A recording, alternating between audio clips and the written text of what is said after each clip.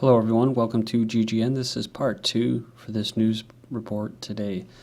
It's Tuesday, April 9th, 2013. I'm Darko. Alright, I'm going to continue here. We've kind of covered the Middle East, different parts on the last video, and we'll get into some environmental eco-terrorism and Big Brother news in the second one.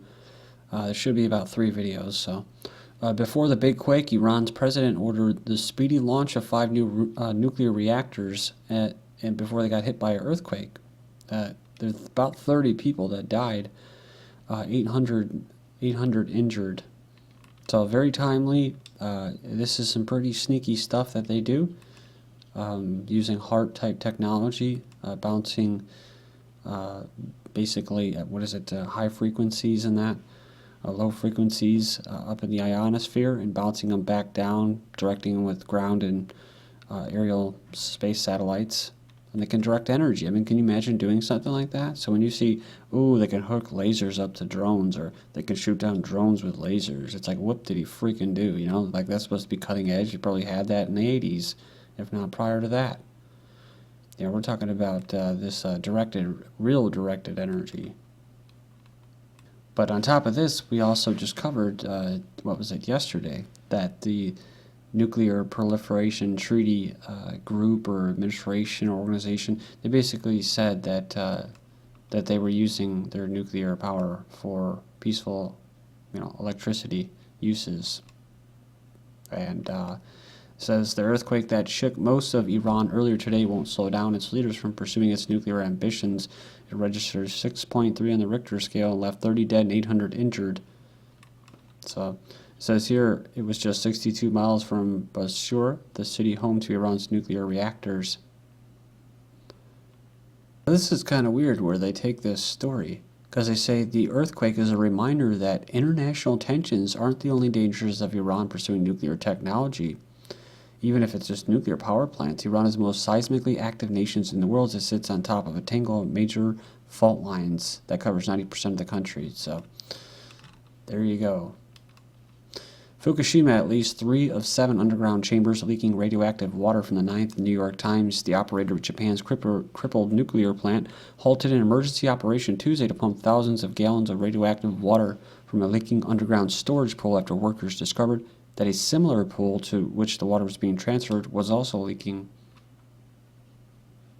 Says here, TEPCO says it already stores more than a 250 million tons of radioactive water in hundreds of tanks at the site or in underground pools, and that the amount of runoff could double within 3 years.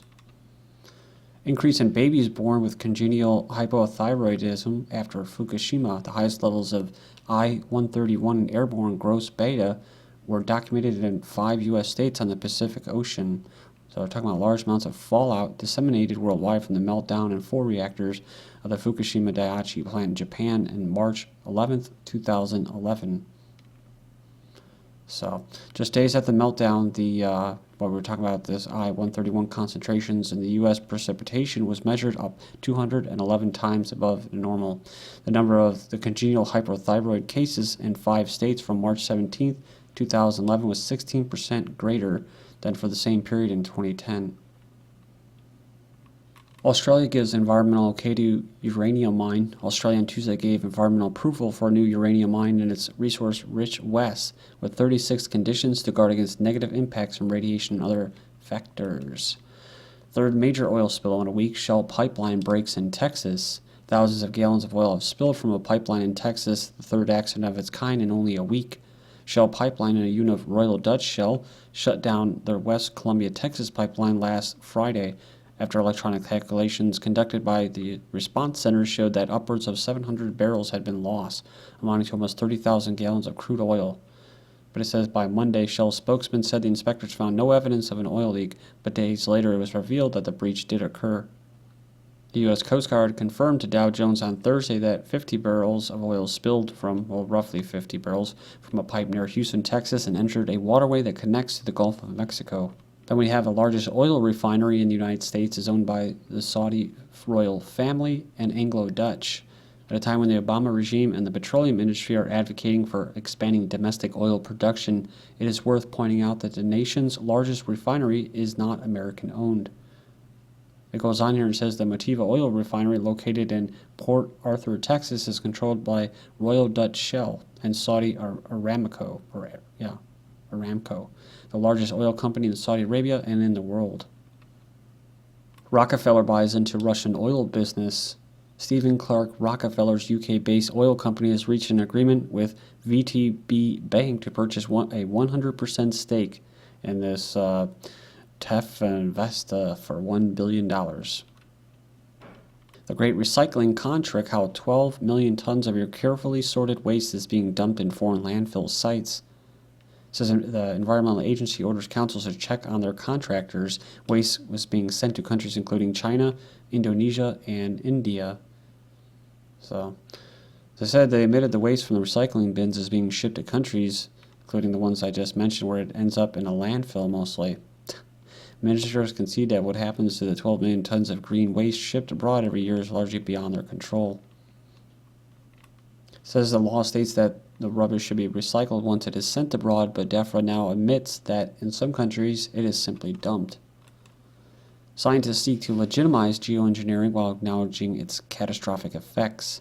There are still many people who believe that anyone pointing out chemtrails in the sky and asking questions is somehow out of tune with reality, but this is slowly changing as geoengineering and its effects cannot be kept under wraps any longer, so it is not surprising that the first to come out on mainstream media are the so-called experts, playing on the current scientific consensus that the Earth is warming and a climate catastrophe is imminent. They call on geoengineering to be regulated on a global scale. That's the most recent news. Now they're saying, oh, it needs to be regulated, right? It needs to be regulated. Yeah, global oversight of radical schemes. They could have huge and unintended impacts. Packed nicely into the language of preventing catastrophic incidents and protecting some of the world's most vulnerable people, that's probably them, they argue for a global sign-off by governments. So it says it's interesting to note that this comes from the Hadley Center, the same institution that was the center of the ClimateGate scandal. Some of the most prominent advocates of man-made global warming are working there. The dangers arose in projects that cooled the planet unevenly. In some cases, it caused devastating droughts across Africa, and in others, they increased rainfall in the region but left huge areas of Brazil parched. So, yeah, it was nice to cover this because now that the weather's getting warmer, you can see that they're definitely spraying more. It's like when people start to come outside, they start walking their dogs and going for bike rides or fishing, you notice that they just start hammering us with these aerosols, just relentlessly, every day, day in, day out, stealing the sun away from all of us, humans, animals, whatever. I mean, there really should be a collective lawsuit against these a-holes for what they're doing.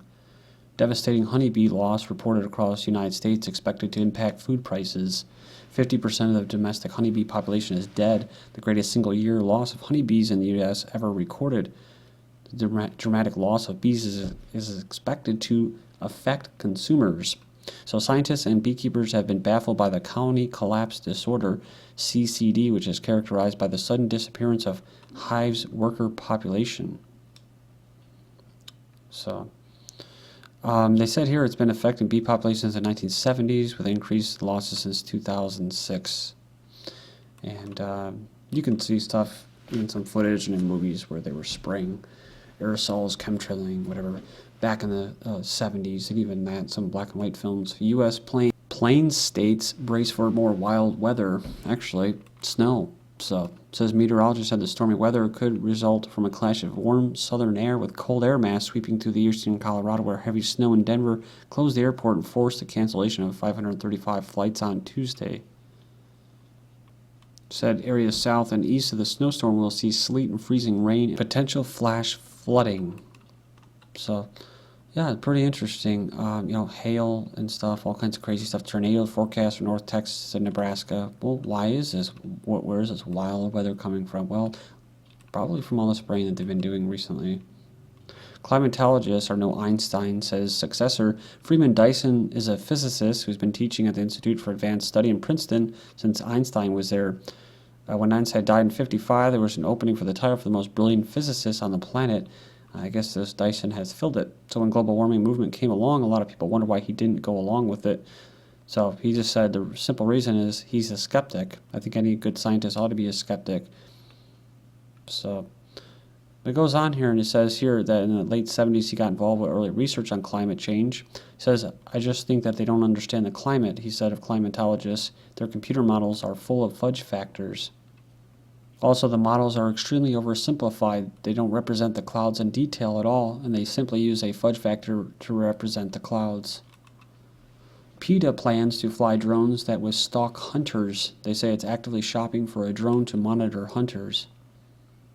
They're going to stalk them. And it's interesting because this article just came out. I've been wanting to get to it from the April 1st. Russia mulls total ban on game hunting, which is a big hunting country. They may soon ban both amateur and professional hunting, only allowing indigenous peoples' remote regions and certified rangers to hunt. So this individual, center-left politician, says that hunting is unnecessary and immoral, regardless of whether one sees it as a sport or pastime or an industry, when many people call hunting is now more of a cruel hunt or a cruel killing that has nothing in common with the ancient art of fair competition between man and beast. Scientists charged with smuggling contagious germs. Canadian federal police on Wednesday charged 2 former government scientists with allegedly trafficking in dangerous and highly contagious germs. Former researchers at Canadian Food Inspection Agency are accused of attempting to export harmful pathogens that could infect humans and livestock to China. H7N9 bird flu update, 21 infected and 6 are dead now as of April 8th. So new cases of this bird flu strain in China have been reported. Deadly new bird flu virus in China possibly linked to dead pigs. Remember they had the dead pigs and dead swans and all that in the river. So it goes on here and says that the virus mutation is a link between the dead pigs that floated past Shanghai, dead migratory birds in North China, and the deaths of 3 people. In-Vitro Eugenics is coming, predicts Australian bioethicist. So it's taking a peek in the future. They say that it will be possible to use stem cell technology to breed better humans in a petri dish. They said here at the Journal of Medical Ethics that it is not too early to launch a debate about what he calls in vitro eugenics. They said on the negative side, the people who result from the procedure would be orphaned at conception. Each generation they would be more distant from their forebears. They said that he's persuaded that adequate love and care from their social parents is sufficient to allow children to flourish socially and psychologically.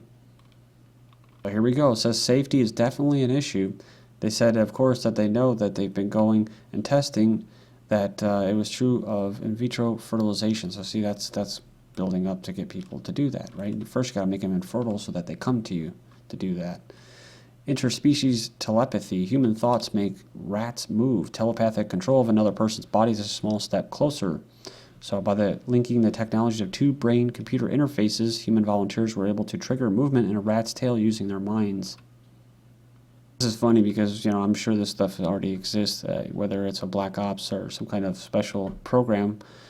Such techniques are unlikely to be applied to humans anytime soon because they require invasive surgery to implant electrodes into the brain. Well, people, they already want to do that. So you'll have volunteers. Berkeley researchers replace passwords with past thoughts by reading your mind. In the future, instead of trying to type your mixed case numbers and punctuation on a small smartphone screen, that's why they do that small smartphone screen. So, that eventually you're like, well, I want it implanted in me. Logging in might be as simple as thinking of your password or past thoughts, if you will. Growing interest in electromagnetic weapons explains the military's interest in preparing defenses. Electronic warfare, the future of battle, and I know this is the current reality of battle. They pulse people already with electromagnetic frequencies. They already carry out psychotronic warfare on all of us. It's not the future, it's here, it's been here. It also explains the U.S. Navy's perhaps unconventional approach of using crowdsourcing game to find potential solutions to electromagnetic warfare, zombies in hyperspace. So even though they're talking about crowdsourcing electromagnetic cyber warfare, you can go in there and check it out. Microwave Weapons, Cell Tower Radiation Experiments by Barry Trower. Also Manipulation and Mind Control. Basically goes into silent sound spectrum. Psychotronics and the silent sound. So, and all these reports, it goes in there and talks about all of it. So I'll post a link for this. Navy unveils drone killing laser. And now they have new tiny wires, surveillance wires for police to wear. The people who brought you the taser, the headcan that turns every policeman into a RoboCop. You can go and check it out, the video, but it's nice. They can record evidence of incidences until they turn it off.